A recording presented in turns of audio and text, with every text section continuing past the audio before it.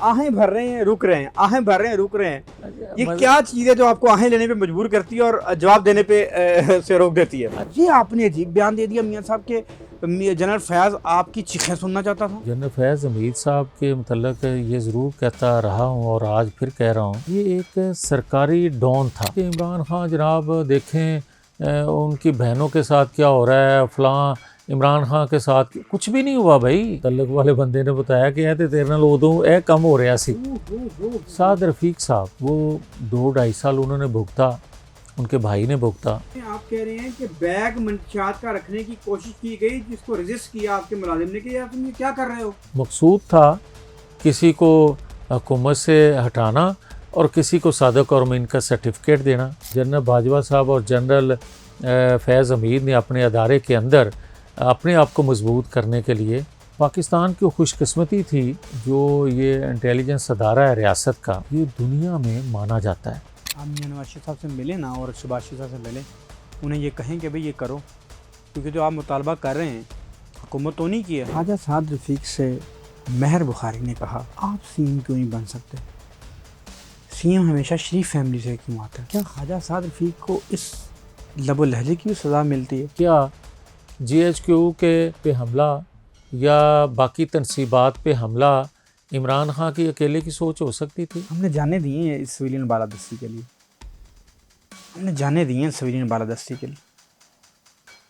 میرا ضمیر گوارا نہیں کرتا کہ میں سسٹم کا حصہ بنوں۔ خواجہ سعد رفیق کا تو یہ کہنا ہے، کیونکہ بولتے جو چند ہیں سب یہ شرپسند ہیں، ان کا گھونٹ دے گلا، ان کی کھینچ لے زباں۔ کہ سب کے علم میں نہیں تھا کہ عمران خان صاحب کا کردار کیسا ہے، پھر صادق اور امین کیسے ہو سکتا ہے؟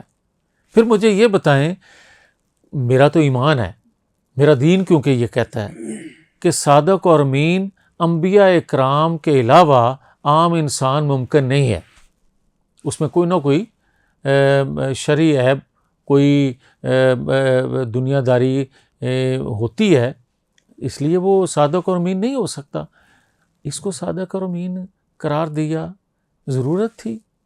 پھر مجھے یہ بتائیں کہ جو میں نے پہلے کہا کہ یہ سرکاری ڈون تھا، وجہ بھائی آپ مجھے یہ بتائیں کہ اس سے پہلے، آج لوگ کہتے ہیں نا جی خود احتسابی کا بڑا اچھا جی ایک ادارے نے کیا، بڑی اچھی بات ہے، مجھے بھی خوشی ہے۔ اس سے پہلے بھی چھوٹے موٹے لوگوں کے متعلق، کیونکہ ہر ادارے میں خود احتسابی کا طریقہ کار تو موجود ہے، کرتے رہے، مگر اس کے خلاف کرنے کی ضرورت پیش آئی۔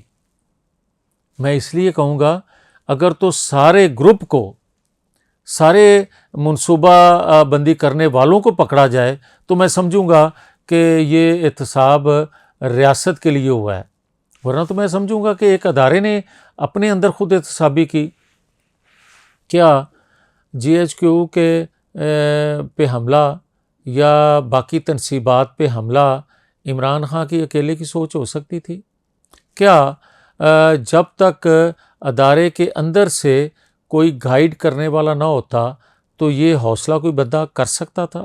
پھر آپ مجھے یہ بتائیں، آج بھی میں یہ کہتا ہوں کہ جس طرح ریوڑیاں بانٹیں جنرل باجوہ صاحب اور جنرل فیاض حمید نے اپنے ادارے کے اندر اپنے آپ کو مضبوط کرنے کے لیے، وہ آج بھی ان کے اثرات تو نیچے ہیں۔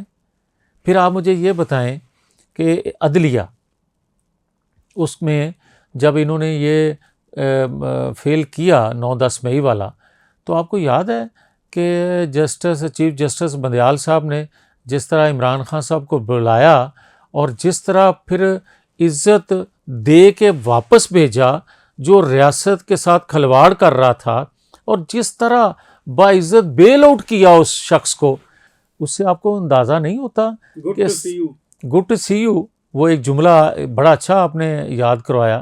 پھر آپ کو یاد ہوگا کہ اگر آپ یہ کہتے ہیں کہ نہیں یہ اکیلا تھا، بھئی ڈاکٹر اشرف علوی جب پریزیڈنٹ تھے تو یہ تو عدم اعتماد کے ذریعے اس کی حکومت جا چکی تھی، تو 2 دفعہ عارف علوی صاحب نے جنرل قمر جاوید باجوہ سے اس کی ملاقات کیسے کروائی؟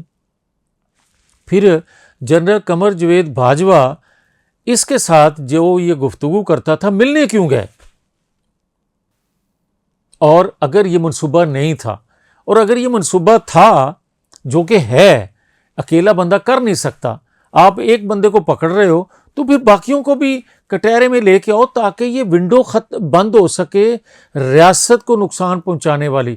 اور میں ایک اور بڑی مجھے ایک تکلیف ہے، اور یہ تکلیف سے بات کہنے لگا ہوں، کہ پاکستان کی خوش قسمتی تھی کہ جو یہ انٹیلیجنس ادارہ ہے ریاست کا، یہ دنیا میں مانا جاتا ہے، اس کی کریڈیبلٹی ہے، آج بھی مانا جاتا ہے اس کو، مگر وہ تھا کہ دنیا آپ پہ یا دشمن آپ پہ وار کرتا ہے یا منصوبہ بندی کرتا ہے تو یہ ریاست کو آگاہ کرتا ہے ادارہ، مگر اس نے اس ادارے کو بدنام اتنا کر دیا کہ وہ ادارہ توڑ جوڑ میں لگا رہا، دشمن کی فکر کی بجائے اپنے رہنے والے لوگوں کی فکر اس کو لاحق ہو گئی، اس کی وجہ سے، اس کی ہدایت کی وجہ سے۔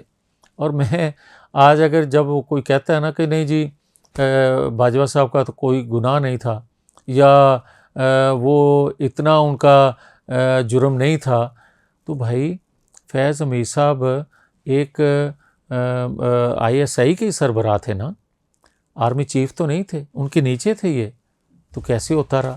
پھر آپ مجھے یہ بتائیں، جن لوگوں کو چھوڑا گیا دہشت گردوں کو، جو آج قوم بھگت رہی ہے، تو کیا عمران خان کا فیصلہ تھا اکیلے کا، یا فیض امیر صاحب کا اکیلے کا فیصلہ تھا؟ نہیں، بہت سے لوگ شامل تھے۔ ان سب کو سامنے کیوں نہیں لایا جاتا؟ اور اگر اس طرح کا آپ جسٹس کرتے ہیں، ایک بندے کو سزا دے دیتے ہیں اور باقی بندے جو ہیں وہ نظر نہیں آتے، تو پھر ایسے جسٹس کو لوگ مشکوک نگاہ سے دیکھا کرتے ہیں۔